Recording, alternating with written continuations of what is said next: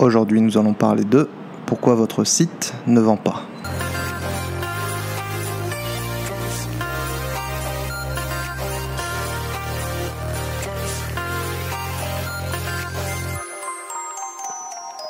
Bonjour à tous, c'est Kevin, bienvenue sur ma podcast. Pour ceux qui ne me connaissent pas, je m'appelle Kevin, ça fait 13 ans que j'habite à Hong Kong. J'ai travaillé pendant 4 ans pour une grosse société qui faisait du mobilier pour les magasins de luxe. Ensuite, j'ai créé ma propre société d'import de vin et champagne. Et dernièrement, j'ai monté mon académie de football à Kunming, en Chine. L'entrepreneuriat s'est énormément développé ces dernières années grâce au business d'Internet. Un nombre incroyable de formateurs ont fait leur apparition, vendant tous des stratégies et des formules différentes qui fonctionnent ou pas. On oublie souvent du fait que l'investissement est relativement faible pour créer sa boutique en ligne, que le business sur Internet, ça reste de la vente, et que pour bien vendre, il y a certaines règles de base. Quand je suis parti à Kunming, en 6 mois, je suis passé d'un terrain de 120 mètres carrés avec une cinquantaine de gamins à un terrain à plus de 2000 mètres carrés et plus de 250 gamins. Pourtant, en Chine, le football, c'est pas le sport national et c'est pas très populaire comme sport.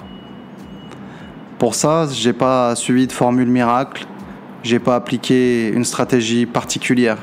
J'ai juste suivi quelques règles de base qui m'ont permis d'atteindre ce résultat. Même si ça fait un peu cliché, j'ai bossé comme un chien pendant ces 6 premiers mois.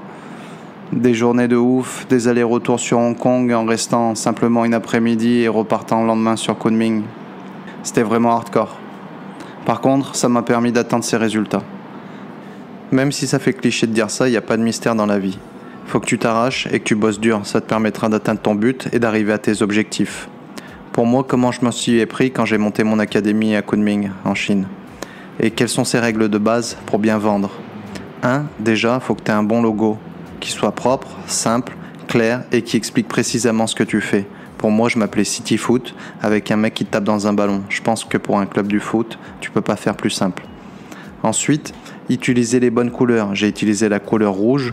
Pourquoi ? Parce que le rouge, c'est une couleur chaleureuse, dynamique. Maintenant, je te dis pas qu'il faut absolument que tu utilises du rouge pour ton logo, mais il faut qu'elle soit en lien avec les produits et l'image que tu souhaites donner.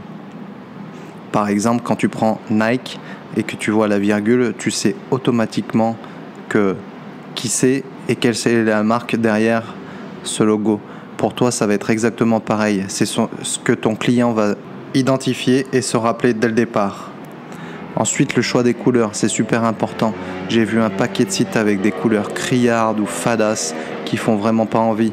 Ça me fait penser à l'époque, je ne sais pas si vous connaissez, mais il y avait des boutiques de vêtements qui s'appelaient Jennifer. Il y avait une boutique à Grenoble qui vendait justement tout ce genre de sapes, qui avait un logo rose. La boutique était sale, c'était vraiment moche, ça ressemblait à rien et ça tirait vraiment, ça donnait vraiment pas envie de rentrer dans la boutique et d'acheter leurs produits. Pour toi, c'est exactement pareil, il faut que ton site il fasse envie. Ensuite, qu'est-ce que j'ai fait ? J'ai présenté qui on était, notre parcours et ce qu'on voulait faire. Il faut que tu racontes une histoire, c'est ça qui va motiver les gens à acheter tes produits. Après, il faut vendre un produit avec de la plus-value. Ça sert à rien de chercher à vendre des coques de téléphone, par exemple. Il y en a un paquet déjà qui se font. Et en plus, derrière, quelle va être ta plus-value ? Tu vas gagner quoi ? Rien du tout. Donc ça veut dire qu'il va falloir que tu vendes des quantités énormes. Tu vas me dire, mais attends, toi Kevin, tu as monté une académie en Chine, donc tu vendais du football.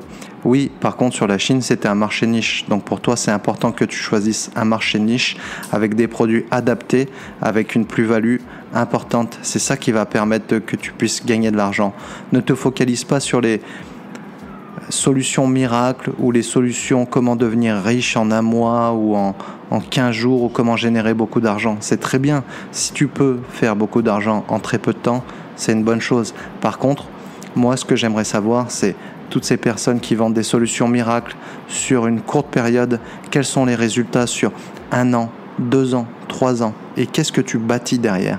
Qu'est-ce que tu transmets à ton client et quelle relation tu crées avec les clients. C'est ça qui est important. Il faut que tu crées un lien avec ton client, un lien de confiance et c'est ça qui va lui permettre au fait qui va te permettre de bâtir ton entreprise et step by step de grandir et de pouvoir évoluer. C'est ça qui est intéressant dans le business.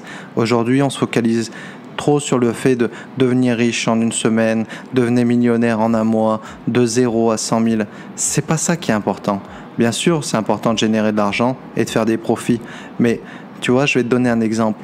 Par exemple, sur les hand spinners, là, ça a été un carton en France et tout le monde a acheté ça pendant un moment. Ça a vraiment gagné énormément d'argent.